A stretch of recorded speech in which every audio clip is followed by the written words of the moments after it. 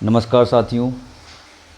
अभी आप लोगों ने संज्ञा पार्ट 1 पार्ट 2 जो पार्ट 2 में था आपका संज्ञा जो बची हुई थी वो पढ़ाई थी और पुनरुक्ति द्वृत्त व्यंजन। आपका अगला आज का टॉपिक है वाच्य। वाच्य बोलें तो वॉइस। देखिए आप लोग, आपका है वाच्य। अब आप लोग कहेंगे गुरुजी वाच्य है क्या, तो परिभाषा सुनिए। जब किसी वाक्य की क्रिया क्रम के व भाव के अनुसार बदले तो वह वाच्य होगा। जब किसी वाक्य की क्रिया क्रम व भाव के अनुसार बदले तो वह वाच्य होगा। डालिए डेफिनेशन। जब किसी वाक्य की क्रिया क्रम व भाव के अनुसार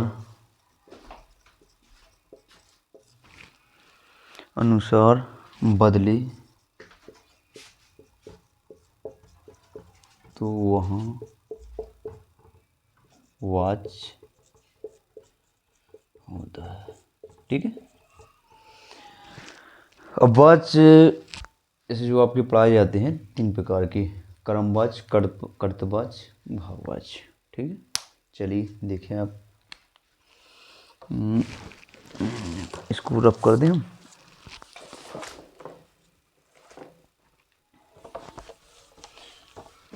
वाच्य,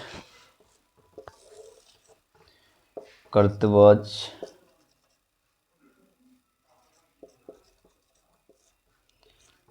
कर्मवाच्य,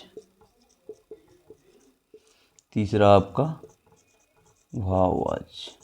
ठीक है। अब देखें आप लोग, कर्तवाच्य है क्या। जब किसी वाक्य की क्रिया का लिंग कर्ता के अनुसार बदले तो वहाँ कर्तवाच्य होता है। जब किसी वाक्य की क्रिया का लिंग कर्ता के अनुसार बदले तो वहाँ कर्तवाच्य होता है। जैसे राजेश खाना खाता है, गीता नहीं समझ आएंगे। राजेश खाता है, गीता गाती है, आकाश रोता है, मनीष पढ़ता है। पहले आप लोग परिभाषा लिख लें। कर्तवाच्य, जब किसी वाक्य की क्रिया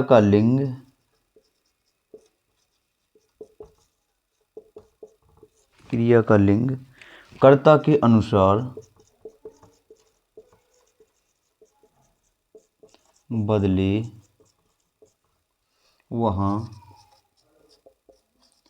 कर्तवाच्य होता है। ठीक है।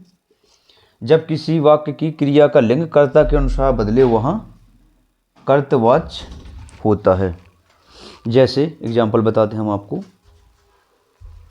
देखिए आप लोग एक बार और समझ लीजिए। जब किसी वाक्य की क्रिया का लिंग कर्ता के अनुसार बदले वहाँ कर्तवाच्य होता है। देखिए आप लोग, इसका कर्तवाच्य का एग्जाम्पल यहीं बता देते हैं। दिख ही रहा होगा बच्चों। देखिए यहाँ इसका उदाहरण कर्तवाच्य। जैसे पहला है आपका राजेश खाता है। राजेश खाता है, तो राजेश क्या है आपका? राजेश है कर्ता, खाता क्या कर रहा है? क्रिया। तो यहाँ दोनों से आपकी डेफिनेशन ए है। जब किसी वाक्य की क्रिया का लिंग कर्ता के अनुसार बदले तो वहाँ क्या होता है? कर्तवाच्य। ठीक है। राजेश खाता है। अगला है आपका राधा रोती है। राधा क्या है आपका? कर्ता। और रोना क्या है आपका क्रिया है। ठीक है। चलिए, जैसे इस प्रकार का पूछता है आपसे, राजेश खाता है, राधा रोती है, तो कौन सा है? कर्तवाच्य। ठीक है। अगला चलिए देखते हैं क्रमवाच्य। आपका क्रमवाच्य देखिए, इसका परिभाषा देखिए। जहाँ पर क्रिया का लिंग कर्म के अनुसार बदला जाए वहाँ कर्मवाच्य होता है। जहाँ पर क्रिया का लिंग कर्म के अनुसार, तो लिखिए जहाँ पर क्रिया का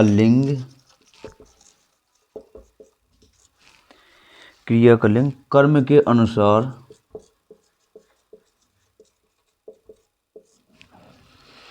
बदला जाए,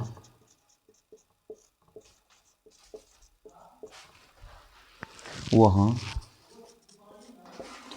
कर्मवाच्य होता है। यहाँ पर जो आपका एक्स फैक्टर हुआ क्या होगा, कर्म। जैसे आपका है अतुल ने गाड़ी चलाई, राधा ने खाना पकाया। तो अतुल ने गाड़ी चलाई, तो आप लोग कहेंगे सर जी इसमें तो दोनों स्त्रीलिंग हैं। हाँ, इसमें दोनों कर्म आपके क्या हैं, स्त्रीलिंग।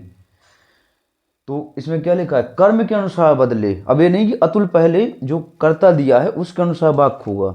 यहाँ पे गाड़ी चलाई जी स्त्रीलिंग है, तो कर्म के अनुसार बदलेगा। देखिए आप लोग इसके एग्जाम्पल देखिए, थोड़ा आप लोगों हम रब किए दे रहे उदाहरण देखिए आप लोग। अतुल ने गाड़ी चलाई, तो अतुल क्या भैया करता है आपका, ये क्या है आपका गाड़ी चलाई।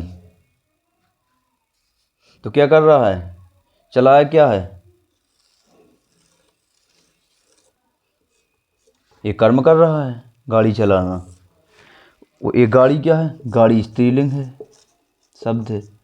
चलाई ये भी स्त्रीलिंग शब्द है। तो ये आपका क्या है, कर्म क्या है, कर्म आपका स्त्रीलिंग है। ठीक है, तो इसमें डेफिनेशन क्या लिखा था कि जहाँ पर क्रिया का लिंग कर्म के अनुसार बदला जाए वहाँ कर्मवाच्य होता है। अब देखिए आपको एक पुल्लिंग का एग्जाम्पल देते हैं इसके ऐसे ही। अनुराधा ने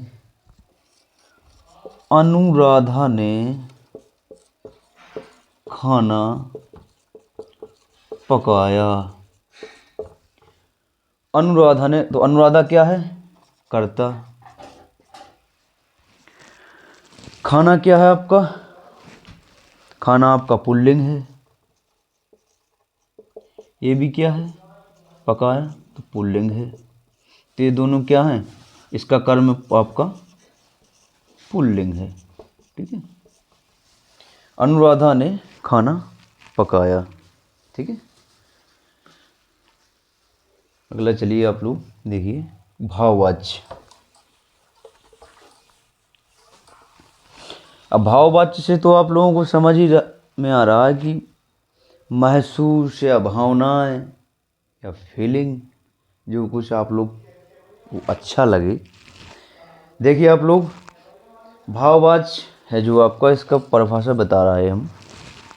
जहाँ क्रिया के लिंग का निर्धारण भाव के अनुसार हो वहाँ भाववाच्य होगा। जहाँ क्रिया के लिंग का निर्धारण भाव के अनुसार वहाँ क्या हुआ, भाववाच्य हुआ। देखिए जहाँ क्रिया के लिंग का निर्धारण भाव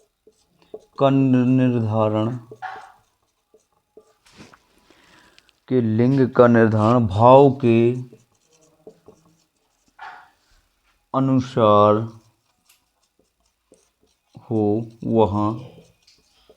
वहाँ भाववाच्य होगा। देखिए आप लोग, जहाँ क्रिया के लिंग का निर्धारण भाव के अनुसार हो वहाँ भाववाच्य होगा। जैसे अब तो चला नहीं जाता, अब तो बुढ़ापा आ गया,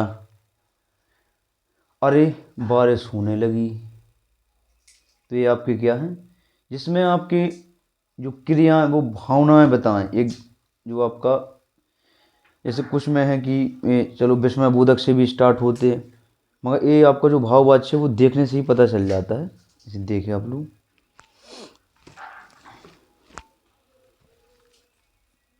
अगर आप लोगों ने संज्ञा पढ़ी होगी तो ये भाववाचक बहुत अच्छे तरीके से समझ में आएगा आपको। ठीक है, तो आप लोग संज्ञा पार्ट 1 जरूर खोल के देख लें। ठीक है, एग्जाम्पल लिखा है इसका, उदाहरण देखें। अब तो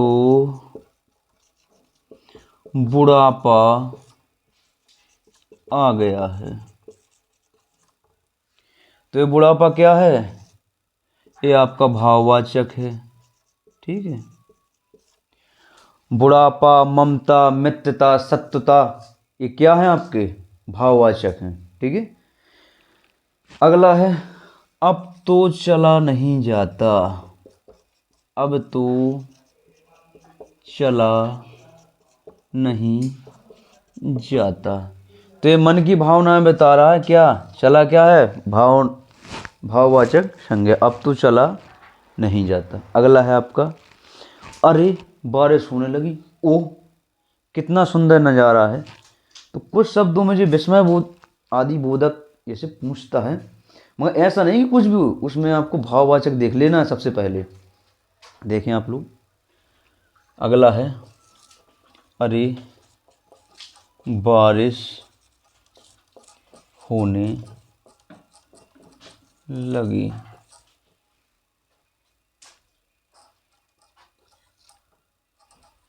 ठीक है, तो ये आप लोग अच्छे तरीके से इनको देख लें। इनकी परिभाषाएं सब सरल ही है।